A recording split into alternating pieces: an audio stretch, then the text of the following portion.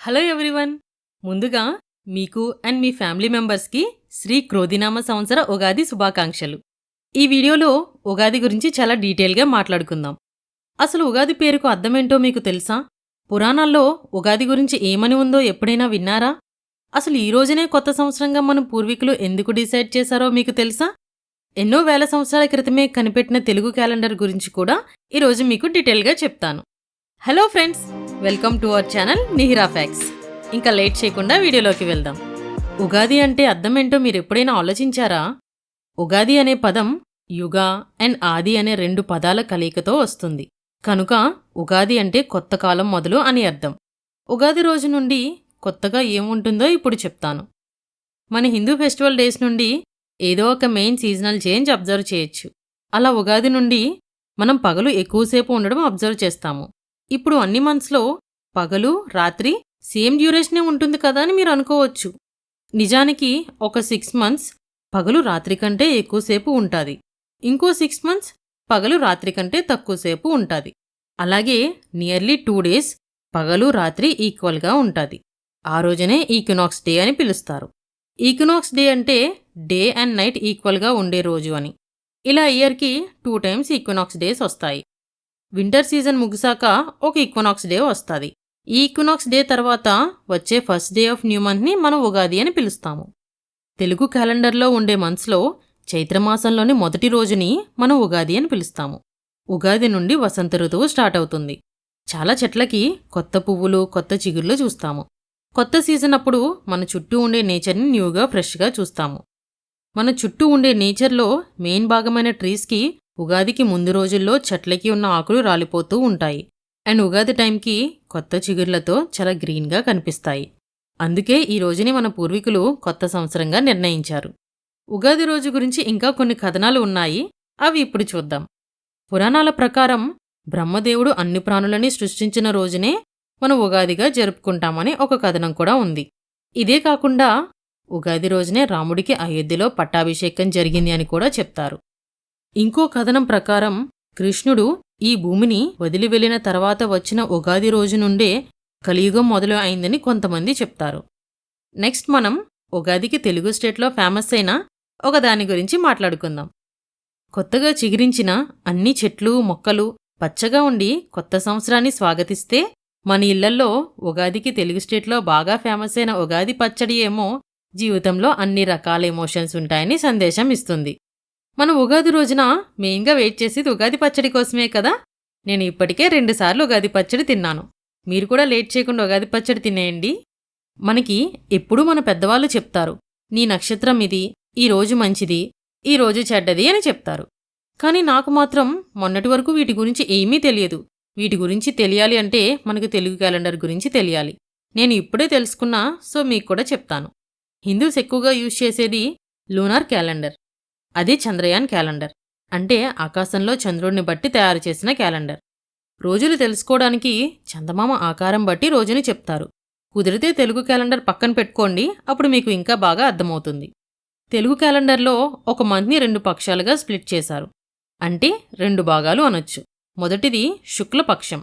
ఈ పక్షంలో చంద్రుడు రోజురోజుకీ పెరుగుతాడు. ఇంకో భాగాన్ని కృష్ణపక్షం అంటారు. కృష్ణ అంటే నలుపు అని కూడా అర్థం. కనుక చంద్రుడు తగ్గుతూ ఉండే ఈ పక్షాన్ని కృష్ణపక్షమని అంటారు. చందమామ నిండుగా ఉండే రోజుని పౌర్ణమి అంటాము. చందమామ కనిపించని రోజుని అమావాస్య అంటాము. కనుక ఇప్పుడు మీరే చెప్పొచ్చు, అమావాస్య తర్వాత నుండి చందమామ మళ్ళీ పెరుగుతూ ఉంటుంది కాబట్టి అమావాస్య తర్వాత రోజు శుక్లపక్షం మొదలవుతుంది. పౌర్ణమి తర్వాత చందమామ తగ్గుతూ ఉంటుంది కాబట్టి పౌర్ణమి తర్వాత రోజు కృష్ణపక్షం మొదలవుతుంది. 2 పక్షాల గురించి చెప్పాను కదా. పక్షంలో ఎన్ని రోజులుంటాయో చెప్పలేదు కదా. ఇప్పుడు రోజుల గురించి చూద్దాము. ఒక పక్షంలో 15 రోజులు ఉంటాయి. వాటి పేర్లు తెలియాలి అంటే మనకి సాంస్క్రిట్లో నెంబర్స్ని ఏమని పిలుస్తారో తెలిస్తే చాలు. సాంస్క్రిట్లో 2ని ద్వితీయ, అలాగే తృతీయ అంటే 3, చతుర్ అంటే 4, పంచ్ అంటే 5, షష్ఠ అంటే 6, సప్త అంటే 7, అష్ట అంటే 8, నవ్ అంటే 9, దస్ అంటే 10. 11ని ఏకాదశ్ అంటారు. 11ని 1+10 అన్నట్టు. ఏక్ అంటే 1 అండ్ 10 అంటే 10ని కలిపి ఏకాదశ్ అంటారు. 12ని ద్వాదశ్ అంటారు. అలాగే 13ని త్రయోదశ, 14ని చతుర్దశ అని అంటారు. కొన్ని క్యాలెండర్స్లో 2వ రోజుని విదియ, 3వ రోజుని తదియ, 4వ రోజుని చవితి అని కూడా పిలుస్తారు. ఇవి అర్థమైతే మీకు హిందూ క్యాలెండర్లో రోజుల పేర్లు తెలిసిపోయినట్టే. ఇవేనండి తెలుగు క్యాలెండర్లో రోజుల పేర్లు. ప్రతి రోజు పేర్లో ఒక నెంబర్ ఉంటాది. పౌర్ణమి ఆర్ అమావాస్య నుండి ఎన్ని రోజులు గడిచాయో ఆ రోజుకి ఆ పేరు వస్తుంది. ఫర్ ఎగ్జాంపుల్, పౌర్ణమి నుండి 8th డేని అష్టమి అంటాము. ఇప్పటి వరకు పక్షం అండ్ రోజుల గురించి మాట్లాడుకున్నాం. నెక్స్ట్ నెలల పేర్లు ఎలా వచ్చాయో చెప్తాను. మనం కనుక చందమామ చుట్టూ ఉండే నక్షత్రాలని ప్రతి నెల బాగా పరిశీలిస్తే ఒకటి అబ్జర్వ్ చేయొచ్చు. నెలలు గడిచే కొద్దీ పౌర్ణమికి చందమామ దగ్గర వేరే వేరే నక్షత్రాలు ఉంటాయి. సో పౌర్ణమికి చందమామ ఏ నక్షత్రం దగ్గర ఉంటుందో ఆ నెలకి ఆ నక్షత్రం పేరు పెట్టారు. ఇవేనండి తెలుగు క్యాలెండర్లో నెలల పేర్లు. ఇంగ్లీష్ క్యాలెండర్ అండ్ తెలుగు క్యాలెండర్కి 3 ఇయర్స్లో ఒక మంత్ డిఫరెంట్ వస్తుంది కనుక ఒక మంత్ని తెలుగు క్యాలెండర్లో యాడ్ చేస్తారు. దాన్నే అధిక మాసం అంటాము. మనం గుడికి వెళ్ళినప్పుడు నక్షత్రం చెప్పమంటారు కదా, దానికి సంబంధించిన కథ ఇప్పుడు చెప్తాను. చంద్రుడికి దక్ష ప్రజాపతి యొక్క 27 మంది కూతుర్లతో వివాహం జరిపిస్తారు. కానీ చంద్రుడికి తన భార్యల్లో రోహిణి మీద ప్రేమ ఎక్కువ అయ్యి రోహిణితోనే ఎక్కువసేపు ఉండేవాడు. సో చంద్రుడికి యొక్క మిగిలిన భార్యలు తన తండ్రితో ఈ విషయం చెప్పగా దక్ష ప్రజాపతి రోజురోజుకీ నీ అందం కోల్పోతావు అని చంద్రుడిని శపిస్తాడు.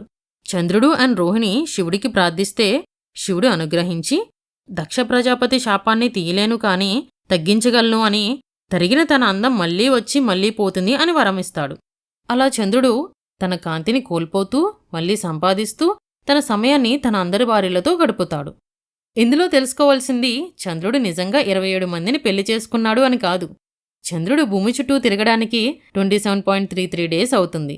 సో మన పూర్వీకులు ఆకాశంలో చంద్రుడి గమనం తెలుసుకోవడం కోసం ఆ 27 డేస్ని రిప్రజెంట్ చేయడానికి ఆకాశంలో చందమామ దగ్గర ఉండే నక్షత్రాన్ని చంద్రుడి భార్యగా పిలిచేవారు. ఇప్పటి వరకు రోజులు, నెలల గురించి చెప్పుకున్నాం కదా. ఇప్పుడు సంవత్సరాల పేర్ల గురించి చెప్పుకుందాం.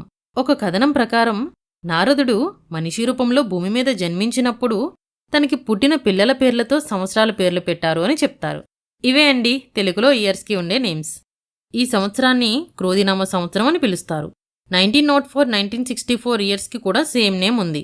మీరు ఒకటి అబ్జర్వ్ చేసే ఉంటారు, 60 ఇయర్స్ ముందు ఇయర్కి కూడా సేమ్ నేమ్ ఉంది. ఇది ఫ్రెండ్స్ ఈరోజు వీడియో. మీకు ఈ వీడియో నచ్చితే తప్పకుండా వీడియోని లైక్ చేసి ఛానల్ని సబ్స్క్రైబ్ చేసి నన్ను ఎంకరేజ్ చేయండి. వీడియో లాస్ట్ వరకు చూసిన ప్రతి ఒక్కరికి thank you so much. Stay safe.